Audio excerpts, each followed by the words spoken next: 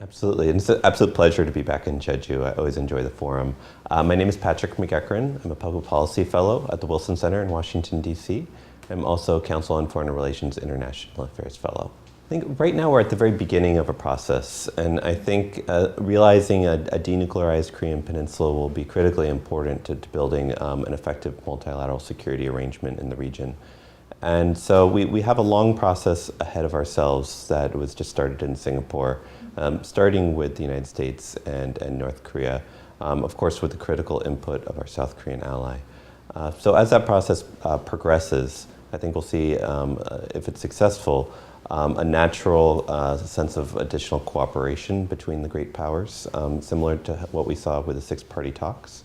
And with some luck, hopefully that can develop into more permanent security arrangements going forward. I think that the two most important countries with respect to realizing denuclearization is North Korea and the United States. And so the process that was begun in Singapore, I think, is very important, and it was obviously a bilateral one. And it's very important to understand that President Trump faces a fundamentally different domestic political calculus on North Korea policy than any of his predecessors. So previously, North Korea has been considered a losing domestic political proposition for American presidents. It's very unpopular even to have a successful agreement with them.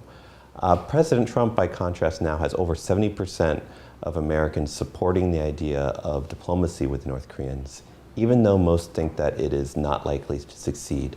So he gets credit just for trying, and if he succeeds, then he gets even more of a boost. With that said, domestic issues are tremendously more important in the United States.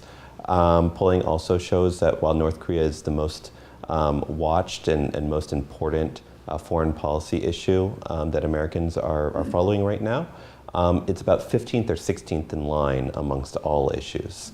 So economic issues and other domestic matters in the United States are more voting issues for Americans. So that gives President Trump fairly free hand in foreign policy to proceed with his diplomatic efforts with North Korea. South Korea enjoys a very popular president right now, who is obviously very committed to engagement with the North Koreans. I think his success to date on North Korea policy has contributed to that popularity. So I think that is proving very important to moving along this diplomatic process. With the Chinese, if you look at what was agreed in Singapore, North Korea had to give something up, pledging in the future to give up something it wanted with respect to its nuclear program. And the United States had to give up something that it wanted with respect to military exercises, security guarantees, and economic sanctions relief. But the Chinese get everything that they want in that pile, and I don't think that's a bad thing. It means that Beijing will be supportive of this diplomatic effort going forward. The Japanese, I think, are in the most ambivalent position right now. Prime Minister Abe is famously more hardline on North Korea policy, and he's the only one of our major allies in the region that does not have its own bilateral process with the North Koreans right now. So I think it's natural that the Japanese can feel on the outside, but so far they've supported the US effort as well, so that's quite important. And the Russians, lastly. The Russians have obviously a different political system than the democratic ones in the United States, South Korea, and Japan. And so Putin can decide, I think, with a great deal of impunity to move in directions that he'd like. But I think Russia does have a long-standing interest in non-proliferation and would like to see a successful agreement move forward. I think the US-China relationship is in bad shape. It's been in bad shape for a number of years, and I think it's about to get worse. With the prospects of a trade war very seriously on the horizon between the world's two largest economies, I think this will have reverberating effects through the supply chains, including countries like South Korea and Japan and beyond.